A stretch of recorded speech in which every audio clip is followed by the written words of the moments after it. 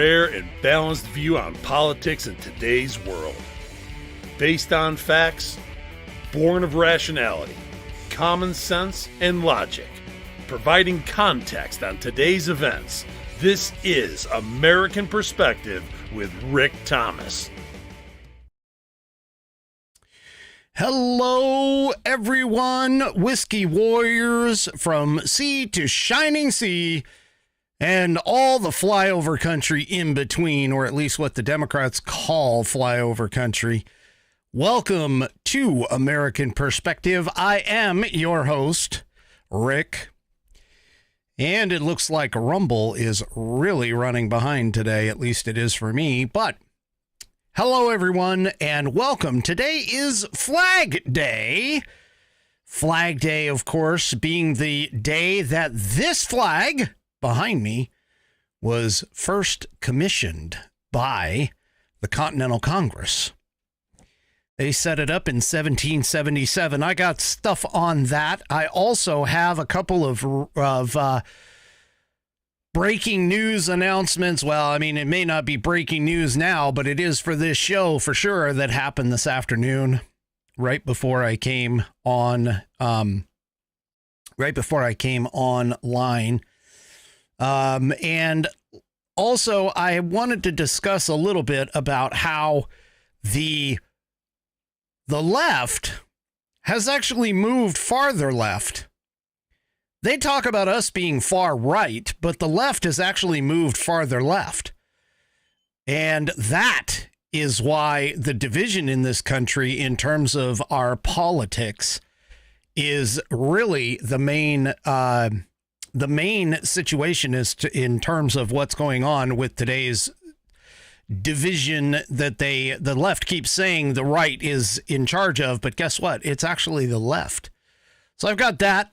As well as maybe a couple other articles if I actually get to them before the end of the night. But first things first, I need to say happy birthday to the United States Army, which of course I'm wearing my Army. Well, it's not an official Army hat, but it's a Army hat. It was actually my dad's. My dad had it. And when he died, I adopted it myself. He also served. He served a full 22 years. And no, that doesn't mean that I was a military brat. But I joined for my 4-year stint. And so I was proud to do it. I would do it again in a heartbeat if I could. And so, yeah, there we go.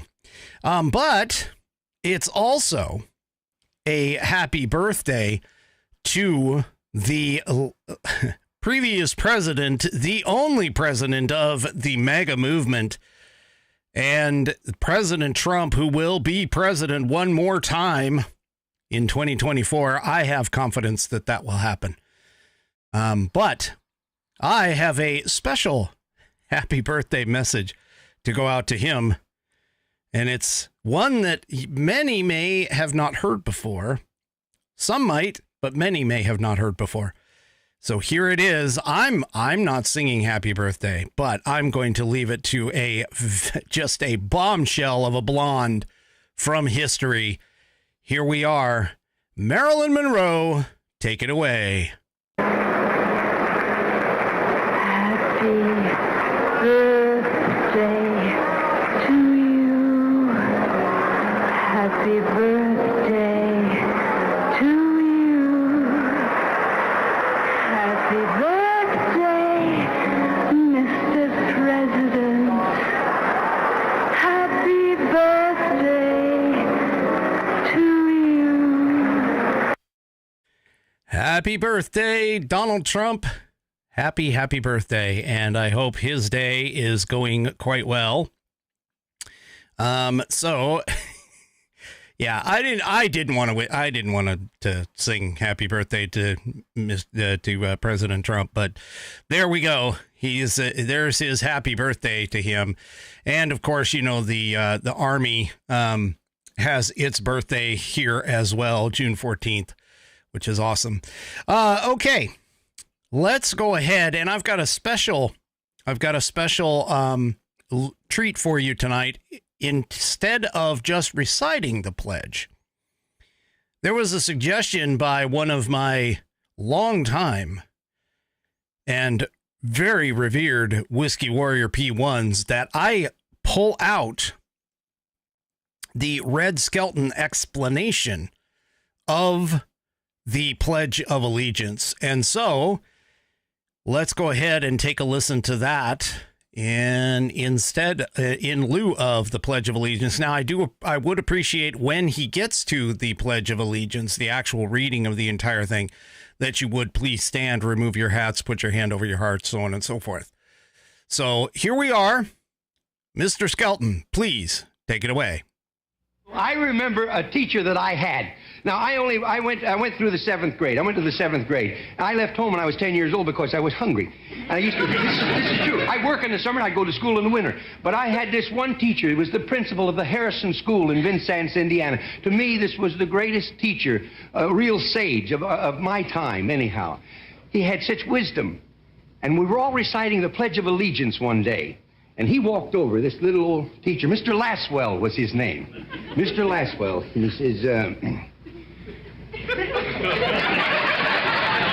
he says, I've been listening to you boys and girls recite the Pledge of Allegiance all semester, and it seems as though it's becoming monotonous to you. If I may I recite it and try to explain to you the meaning of each word. I, me, an individual, a committee of one, pledge, dedicate all of my worldly goods to give without self-pity, allegiance, my love and my devotion to the flag, our standard, Old Glory, a symbol of freedom. Wherever she waves, there's respect, because your loyalty has given her a dignity that shouts freedom is everybody's job. United. That means that we have all come together. States. Individual communities that have united into 48 great states. 48 individual communities with pride and dignity and purpose. All divided with imaginary boundaries, yet united to a common purpose, and that's love for country. And to the republic, a state in which sovereign power is invested in representatives chosen by the people to govern. And government is the people, and it's from the people to the leaders, not from the leaders to the people, for which it stands. One nation, meaning so blessed by God, indivisible, incapable of being divided, with liberty, which is freedom, the right of power to live one's own life without threats, fear, or some sort of retaliation. And justice, the principle or qualities of dealing fairly with others. For all, which means, boys and girls, it's as much your country as it is mine. And now, boys and girls, let me hear you recite the Pledge of Allegiance. I pledge allegiance to the flag of the United States of America and to the republic for which it stands, one nation, indivisible, with liberty and justice for all. Since I was a small boy, 2 states have been added to our country, and 2 words have been added to the Pledge of Allegiance: under God. Wouldn't it be a pity if someone said that is a prayer and that would be eliminated from schools too?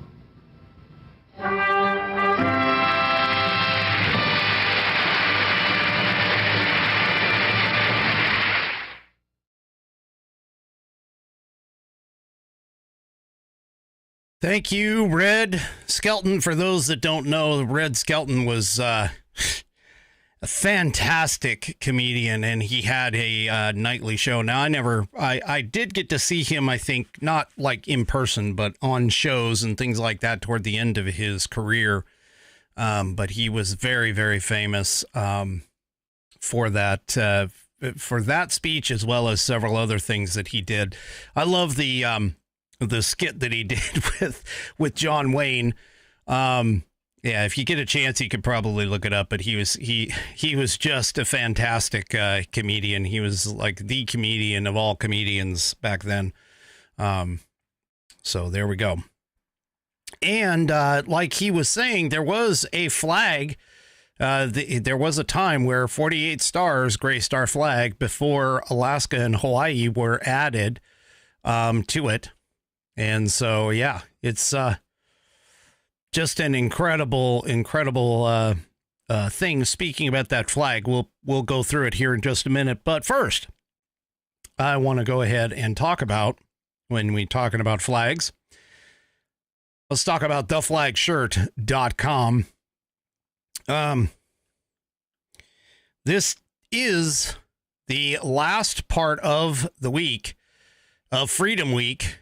It's a Friday deal right now. It's got up to 30% off patriotic accessories. And by that, they mean hats, glasses, flags, things of that kind of nature. And yeah, they've got 30% off all kinds of patriotic accessories at theflagshirt.com. Now, I wear the Flag Shirt shirts every single broadcast. This is the American flag cotton polo, men's cotton polo here. But you can go and take a look and run around for, figure out what you're going to do here. But also, too, you can go and get an additional $5 off by going to flagshirt.americanperspective.online and getting your code to put in at checkout, promo code to put in at checkout for an additional $5 off. That's flagshirt.americanperspective.online to get that $5 off coupon code to be entered at checkout at theflagshirt.com. Once again, that flagshirt.americanperspective.online to get that $5 code for theflagshirt.com. Go to theflagshirt.com and get yourself patriotized. All right. Let's go ahead. Also, too, I want to make sure that because this is a special occasion, of course. Okay. We are going to, on this day in American history.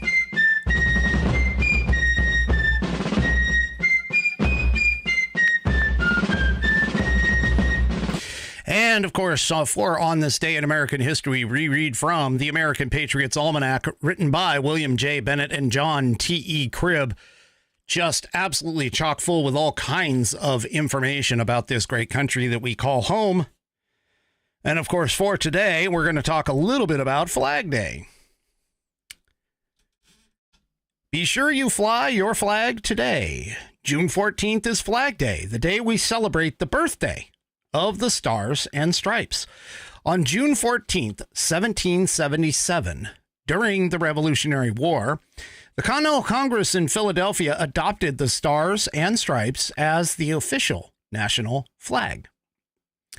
Resolved that the flag of the 13 United States be 13 stripes, alternate red and white, that the Union be 13 stars, white on a blue field, representing a new constellation. Congress gave no further instructions as to what exactly the flag should look like, such as its dimensions or how the stars should be arranged. Consequently, early U.S. flags did not all look alike. Some flags had stars with 6 points, others with 8. Some flag makers sewed the stars in rows on a blue field, while others were in a circle or scattered without any kind of organized pattern. The first official widespread observance of the flag's birthday came on June 14, 1877, when the flag was 100 years old.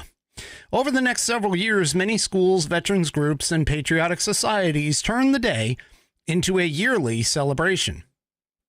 Mayors and governors began to issue proclamations calling for parades and patriotic events on June 14th.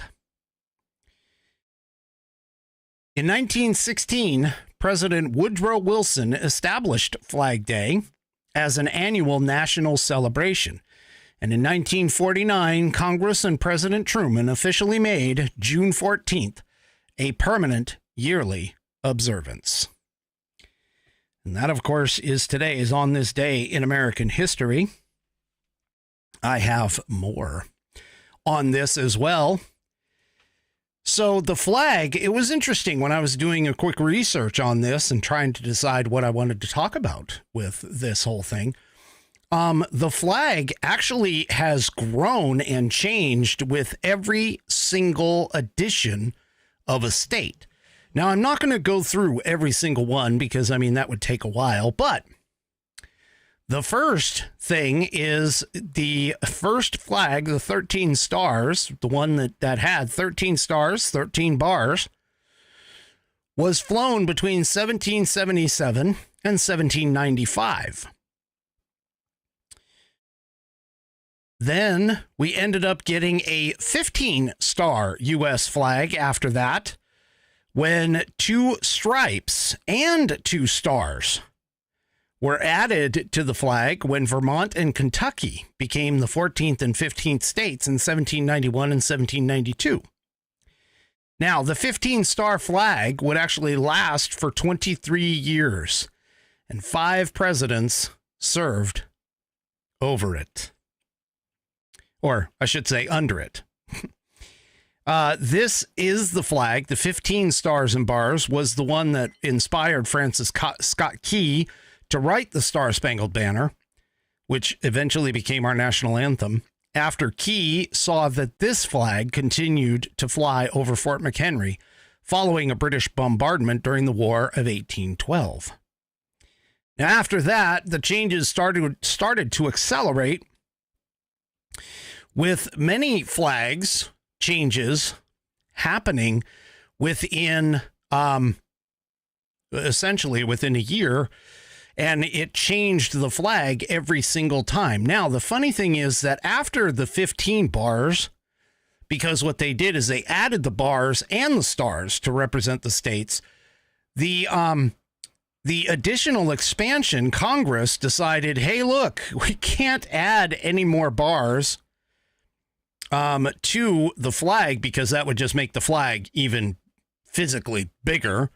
So they went back to the original 13 and they passed it. This is where they passed the Flag Act in 1818, and they restored the original 13 stripe design, but instead unveiling the flag with the additional stars that they were added.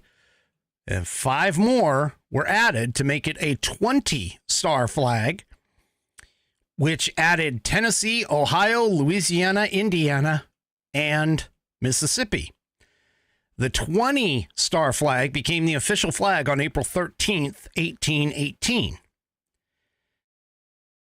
Now, it was that one was the first of 9 variations that they only lasted about a year.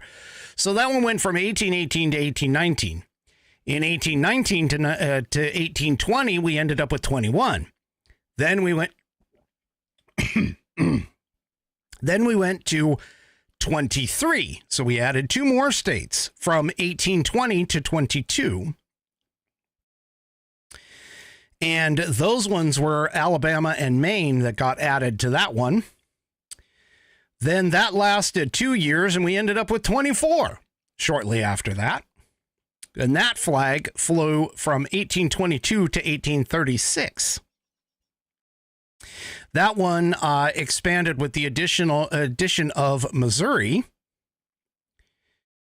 And Missouri, which was a slave state at the time, was admitted as part of the Missouri Compromise, which sought to achieve a balance between the free and the slave states.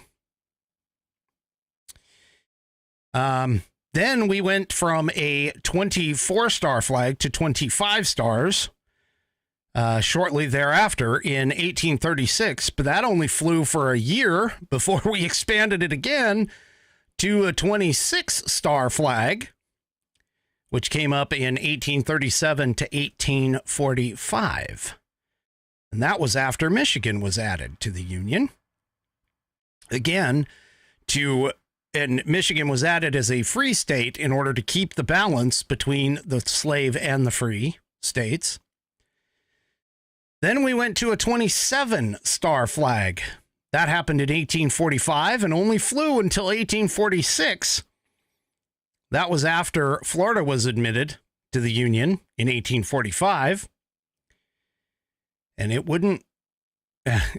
Now, ironically, Florida didn't stay in the Union for very long. It actually seceded in 1861. Yeah. Then we went to a 28-star flag, 1846 to 1847. Went on to a 29-star flag, which flew from 1847 to 1848. Went to a 30-star flag from 1848 to 1851. Then we went to a 31-star flag, which flew from 1851 to 1858. And that one came all the way up to where California became the 31st star to be added. And obviously the state, because they reached statehood in 1850. Then we went to a 32-star flag from 1858 to 1859. Went to a 33-star flag from 1859 to 1861. We immediately changed over to a 34-star flag, which went from 1861 to 1863. We added another star from 1863 to 1865.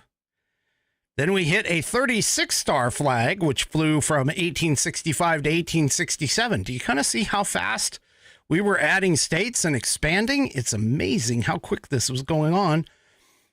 Then we went to a 37-star flag, which went from 1867 to 1877. We hit 38 the next year, 1877, but this one actually lasted until 1890. So then we jumped from 38 to 43. So we added 5 additional states in 1890. And so that flew from our 43-star flag flew from 1890 to 1891. Then we immediately went to 44 in 1891 to 1896. Then we added in 1896, we added an additional star, and that one flew from 1896 to 1908. So that one actually flew for a little while, and that was after Utah became the state. Then we moved to a 46-star flag, which flew from 1908 to 1912. And then we hit the 48-star U.S. flag. Anyone? Let's take a look real quick at what that looks like. There's a 48-star flag. This one is actually a real 48-star flag being flown in my youngest Whiskey Warrior's father's American Legion. So that's the 48-star flag that was the longest flying flag. It flew from 1912 all the way up to 1959. And the reason being is because by 1912, we actually had our 48 contiguous states in the what's considered the lower 48. And then we got Alaska from a deal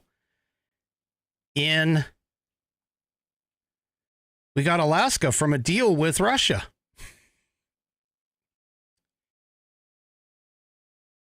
Yeah, 48.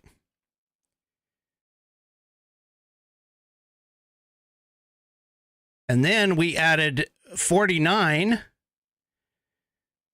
Shortly thereafter, no, I'm sorry, 49 was Alaska, and then we added 50 in 1960, which was, of course, Hawaii being added to the Union on August 21st, 1959, and that's where we sit today, is 50 stars.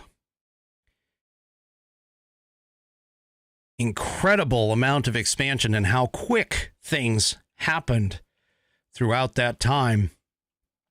It was just incredible how fast things moved throughout the years. There were stars and bars and changes almost every single year for the most part. There were some breaks, some small breaks in between, but just a massive amount of expansion from 13 colonies to 13 states all the way to 50 states, adding Alaska and Hawaii at the very end, which is what Red Skelton was talking about. He learned about it with the 48 states, and then they added 2 more states, and then they added the words "under God" to our Pledge of Allegiance, and that's what he was referring to. All right, couple quick things. The Supreme Court has struck down the bump stock ban. Now, for those of you that don't remember, this ban actually was put into place under the Trump administration. The ATF put it in place, and this is why. This has nothing to do with the Second Amendment, folks, even though it is a Second Amendment, or it does have to deal with guns, bump stocks being part of guns, but it has nothing to do with the Second Amendment. What it has to do with is the justices voted 6-3 against the ban because of the fact that the ATF put it in place. So just like the OSHA mandate that Biden tried to put in, just like the student loan thing that Biden's doing, this is the same situation. And honestly, I agree with it, which is essentially that the bureaucracy did an overreach for the laws. They created a law which the executive branch is not supposed to be doing. And that's why the Supreme Court struck it down. The second thing that came out right before I came on the air was this. And this should not surprise anybody. But here in the Epic Times, the DOJ is not going to pursue criminal contempt charges against Ferrick Marland, or, well, the Weasel. So yeah, the DOJ won't pursue criminal contempt charges. This is a DOJ official said that Mr. Garland's refusal to comply with a subpoena did not constitute a crime. So I have a question then. If Mr. Garland refused to comply with a subpoena and that didn't constitute a crime, then what about Steve Bannon refusing to comply? Or I think it's Peter Navarro, or the accusations by the left on Jim Jordan for not complying for a subpoena, or Hunter Biden complying for a subpoena. I really just don't understand where these people are getting off. Either you have no other legal recourse but to comply with a subpoena by our Congress, or if you don't, and you give the Congress subpoena the big old double-barreled middle finger, then why, oh why, would anybody even comply with a subpoena? If there is literally no punishment for not complying with a subpoena, then nobody should be going to jail. Nobody should be doing anything in terms of not complying with these subpoenas. It shouldn't happen. And these folks, I'm telling you, they're playing a very dangerous game because they have opened up the door now. And so now we have a potential, especially with somebody like Steve Bannon, and Peter Navarro. Navarro is already in jail. Steve Bannon is supposed to report to jail.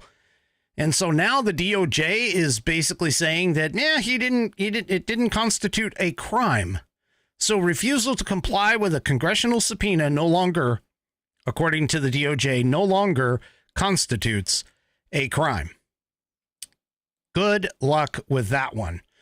And honestly, I think what they're doing is they're actually doing this to try and set everything up so that when Trump gets in and the Republicans hopefully win back the Senate and the House of Representatives, they can say, oh, yeah, well, it's no longer a crime.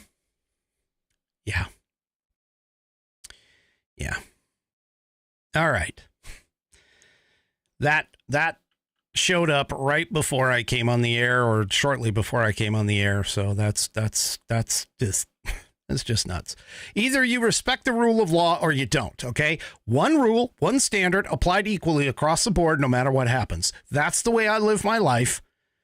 That's the way I want my country to live. That's what needs to happen.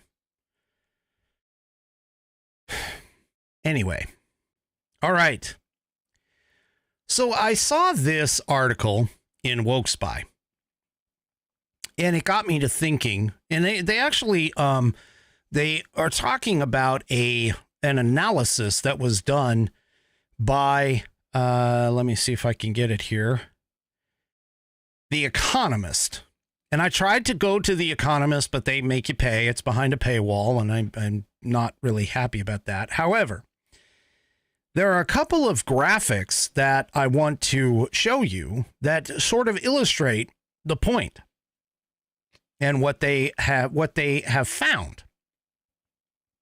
The first one has made the rounds on X quite a bit. In fact, Elon Musk posted it to demonstrate where he was in relation to where the left has gone, meaning that Elon believes that he himself has not moved in his political convictions, but that the left itself has moved in their political convictions. And this is the image that was shown. For those of you who are on the audio portion of the program, you're going to have to go to rumble.com and check it out. But if you look right here and take a look at this, it essentially, the graphic shows a line with red and then blue split having the center kind of be a mixture, sort of a purplish color between the left and the right. And then all of a sudden, and this started in 2008. So in 2008,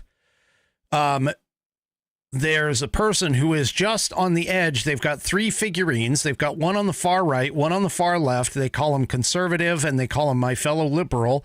And then there's a person who says me, and they're sitting just to the left of the purplish color and into the darker blue color as it obviously lightens up a little bit as it goes away. Well, then the fellow liberals in the second one in 2012, the fellow liberals go running off to the left, and they go farther left. And what does that do? Well, that pulls the line out to where now the person who is considering themselves me is getting closer to the center. Well, advance to 2021, and you'll see the left going, the woke progressive left, go farther out left, which of course extends the line and pulls the center line a little farther to the left of the me figurine, who is now sitting on the right side of the center line, even though the me character or caricature had never changed, that they stayed in the exact same spot. And this is a reflection of what that Economist study showed. And here is an example of it that came from that Economist study. The source is from Professor Adam Borica, Borica, looks like to me. And when you look at this, it starts in 1980. They actually dug all the way back to 1980, which, of course, for those of you that may not remember, was the first year that Ronald Reagan came into office. He was elected president in 1980 in what was considered to be a very heavy majority. In 1984 was when he did that complete landslide, which was the last landslide of electoral college votes that we've had.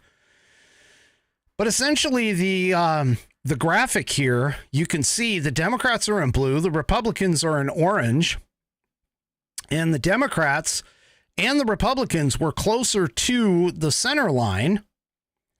But then as we progress from 1980 all the way up to 2018, the Republicans don't really move much. They consolidate and they spread a little bit in terms of these little humps that are being shown. They consolidate a bit and then they spread a little bit, but they don't really change that much from where their center line actually is in terms of the conservative side. But as you look at the Democrat side, they go from a consolidated hump to becoming more and more spread out. But the more they spread, the farther left they go. And now here in 2018, where the end of the study was, in 2018, they no longer have like a mountain or a molehill type style with a high peak like the conservatives do, which hasn't really changed, like I said. But the Democrats actually spread out along the line. And their peak, such as it is farther to the left than the center of the hump in the graphic. And this is exactly what is going on in America today. See, it's not so much that the conservatives have gone away from their values. We haven't changed. The conservatives haven't really changed much over the course of time. We haven't made a big shift to the right. When you talk about the far right, it's no longer, it's not that we're far right because of the conservative movement shifting. It's considered far right because the left has gone so far progressively left that they've pulled what's considered to be far right in toward the middle. And this is exactly what is happening in our politics today. So the reason for the division that you see today in terms of the politics of the nation has nothing to do with the conservatives. The conservatives haven't really changed over the course of the last, 40 some odd years. What has changed is the left has gone farther and farther left. And so this is what is setting up the idea that we now live in a society where we have such a big division. And the reason being, again, is because the left has gone off to the left. Well, those graphics made me think about this thing that the left keeps liking to and trying to apply to the conservative movement, which is the fact that we're racist, that we've become the party of the KKK, that we've become the party of Jim Crow, that we are the party of slavery. And all of that comes from a concept that stemmed from the Richard Nixon campaign and just before it, colloquially known as the Southern Strategy. Now, this Southern Strategy is reportedly devised to represent the change in the shift and the ultimate swap, the claim is, of the two parties. That the Democrats are the party of the downtrodden, that the Democrats are the party of the fighting of the slavery, that the Republicans are the ones that are now the party of the KKK and the white supremacist and so on and so forth. Well, there's a great piece, great article written by a man by the name of Dan O'Donnell. And keep in mind, too, that I've actually seen this exact same arguments, the exact same comments, and everything being put out by Carol Swain, who is an instructor and a professor at, I believe, the University of North Carolina. And she's a black conservative, and she debunks the whole Southern strategy and the swapping. She does it for Prager University. But I stumbled across this article by this gentleman, Dan O'Donnell, who writes for the news talk station WISN 1130. And he brings up some seriously good points. And it essentially is that the Republican-Democrat switch is actually a myth. The way that he debunks this myth is simply because of the fact that if you take a look at how the southern states, which the Democrats and the left keep claiming all of a sudden went from voting Democrat to voting Republican, but he actually took together or put together an analysis of the actual individuals, what party they were from when they, from the time of, 1965, the Civil War era, and maybe slightly before that. I'm sorry, 1965 was not Civil War, the Civil Rights Act. That's what I was looking for. And what they did is he analyzed and took a look at all of the representatives that were voted, not only in the House of Representatives, but the senators as well. And he breaks this down quite succinctly in the article. I suggest you go and take a look at it. But he essentially starts talking about the Republican Party being founded in 1848 with the idea of the abolition of slavery as its core mission, which it was.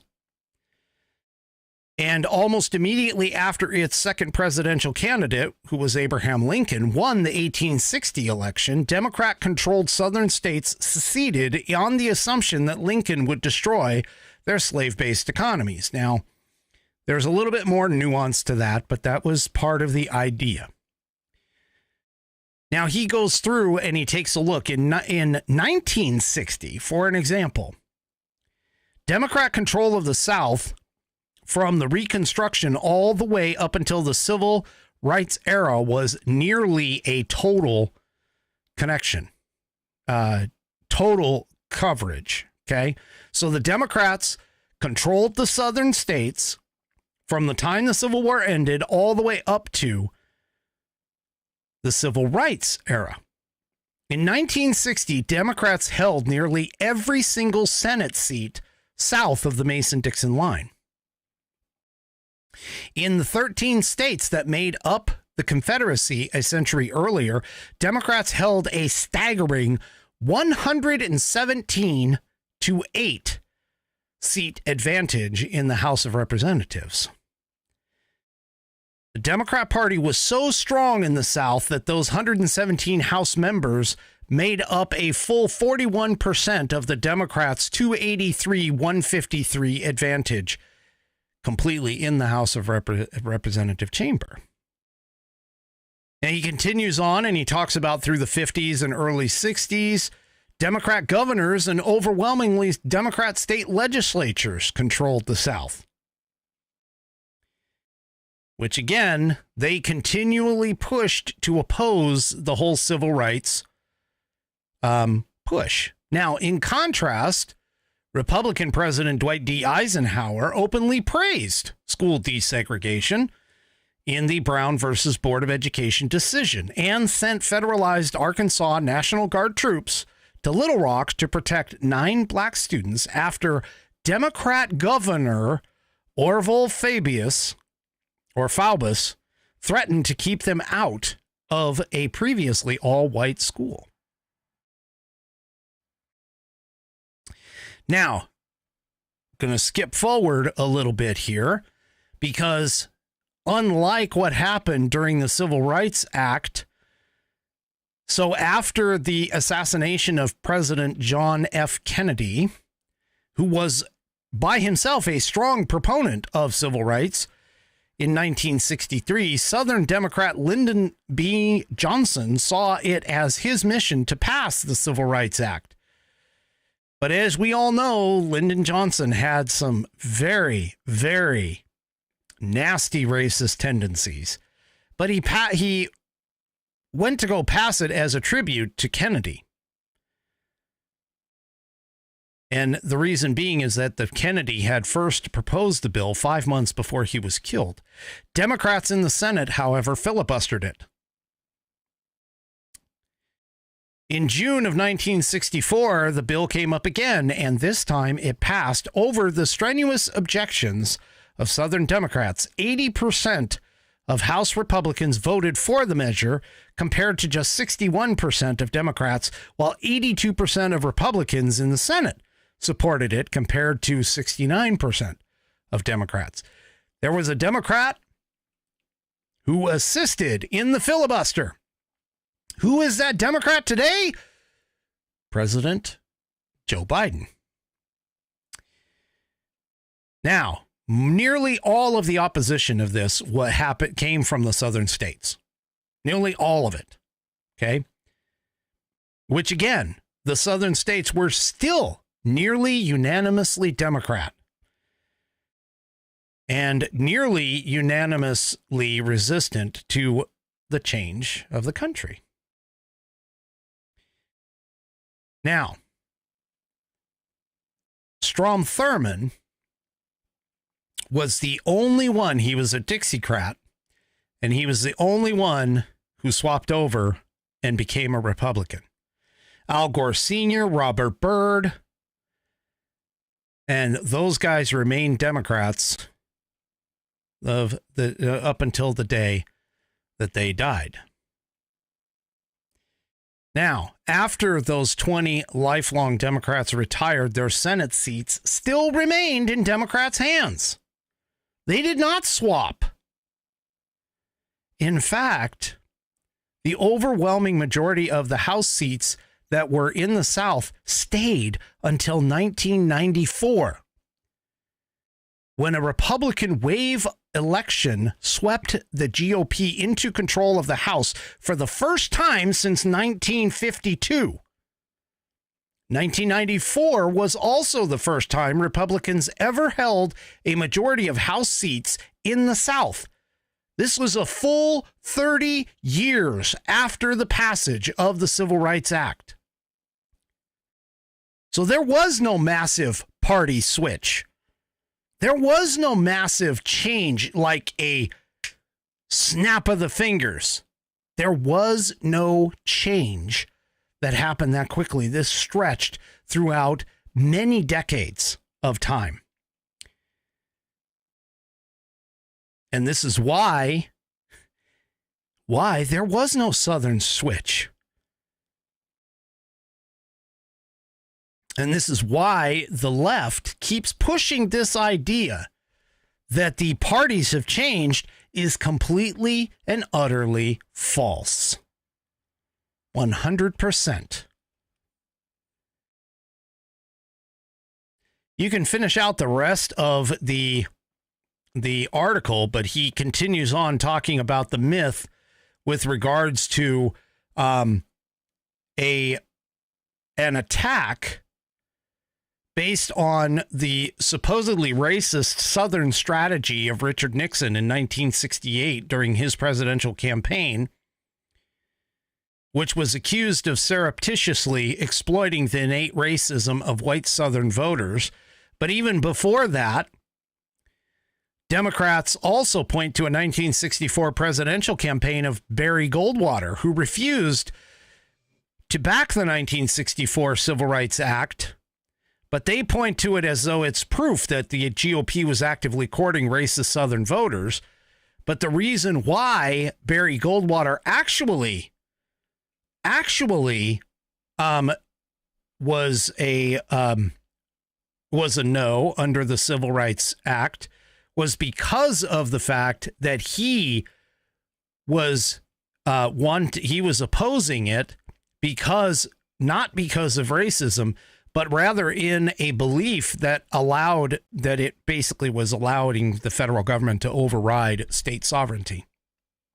So he was a proponent of federalism, and that's why he actually opposed the Civil Rights Act, even though he was very supportive of those civil rights. Goldwater helped to found the Arizona chapter of the NAACP, and he voted for the 1957 and 1960 Civil Rights Acts as well. But he opposed the 1964 Act because of the fact that he wanted to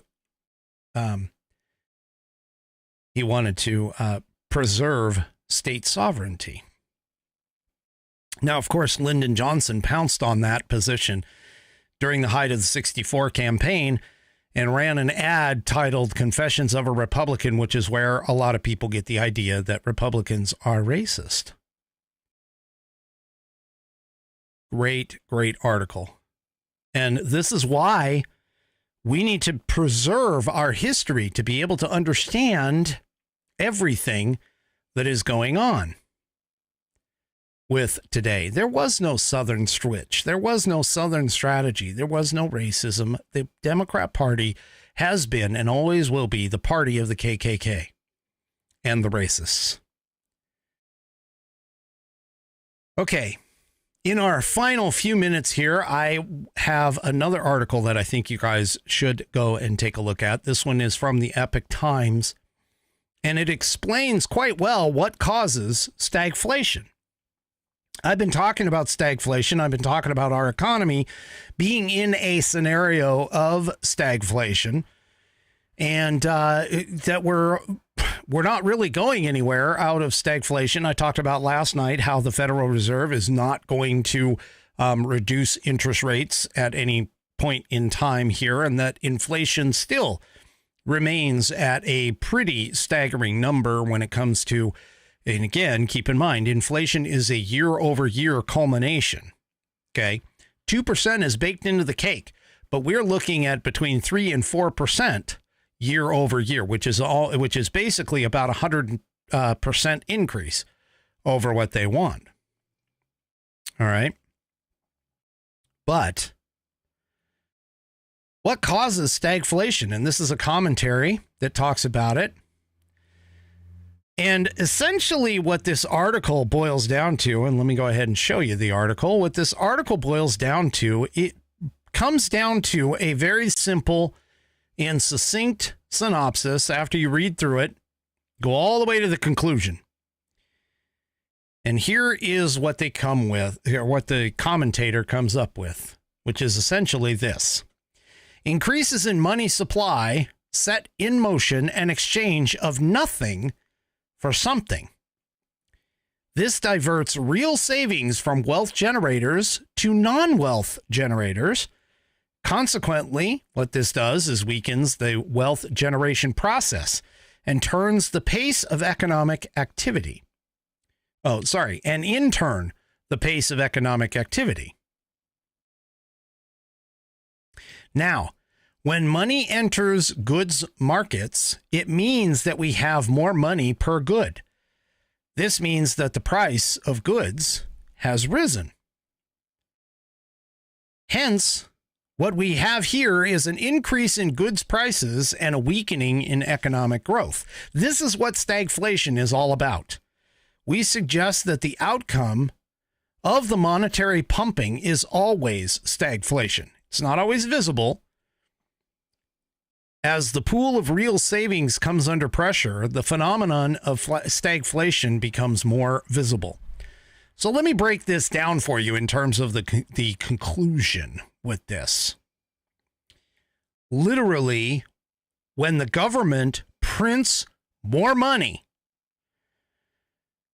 and you end up with more money chasing after either the same amount of goods or sometimes the shrinking of the amount of goods. When you have more money chasing too much money chasing too few goods, you end up with inflation. But if you keep that increase in money supply going, like Joe Biden is doing, you end up with an economic slowdown. And what you end up with is stagflation. And stagflation doesn't always show up. But that's essentially what stagflation is we have an increase in the money supply, which is essentially what's happening because of the fact that whenever the government wants to spend more money, they just create more bonds. The problem that we have right now is nobody is buying up those bonds. And so we end up with a situation where we're trying to print more money, but we can't. We can't sell the bonds. People aren't buying the bonds. Foreign governments, to typically buy them up, are not doing it. So what was essentially happening is you're seeing the destruction of the dollar and the economy in slow motion right now as things go on. Well, one last thing that popped,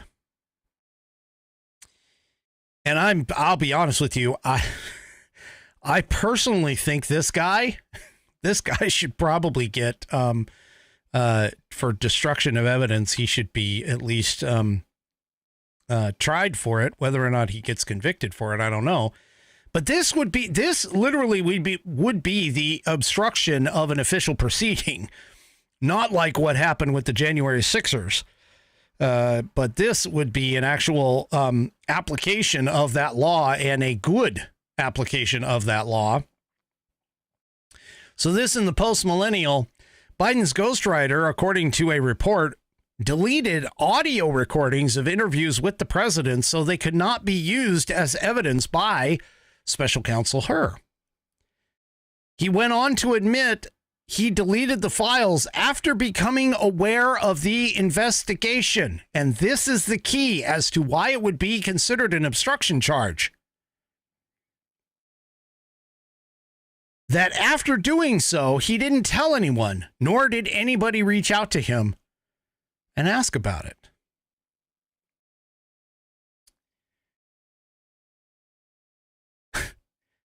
This was during an interview with the Federal Bureau of Investigation. Mike Zwanitzer said he wouldn't say how much of his decision to delete recordings was motivated by the fact that an investigation had been launched, but did note that getting rid of audio files after using them was something I do as a rule anyways. The transcript was released on Thursday morning by the Heritage Foundation's Oversight Project, which they probably got it as part of a FOIA request. These guys are looking to cover this up. That's what they're doing, is they're looking to cover this up. Now, anybody who is in the computer industry knows that until you actually wipe the thing clean or overwrite the disk with something else, that data is probably still there, potentially, depending upon how, where on the disk it was written and so on and so forth. So anyway, yeah, I'm sure they could probably dig it up, but anyway. So here we go. President Biden's friend, ghostwriter, and collaborator learned of the special counsel's investigation, saw this was happening, and deleted all those audio recordings. That's what the agent said on this. Yeah. Basically looking at it from an outer observing position. So once again, here we go. Joe Biden is going to skate. Potentially. We don't know. We'll have to see. But this does not look good for Joe. Not at all. All right, everybody, I am out of time. So do me a favor. If you haven't already, please head on over to rumble.com. That's rumble.com. Get yourself an account, sign up. It's free. And once you do, head on over to the American Perspective channel and hit that green follow button. If you are already on Rumble, do me a favor, hit that thumbs up button as you take off, because of the fact that that helps get this show onto the leaderboard and helps to get things noticeable by Rumble. We will see you tomorrow night. Tomorrow is Saturday, so we're 1 hour later at 6 p.m. Pacific, 9 p.m. Eastern Time, right here on American Perspective. Have a great rest of your Flag Day, and I will see you tomorrow. Good night, everybody. The previous broadcast was produced and is owned by Active Eye Media LLC. All rights reserved.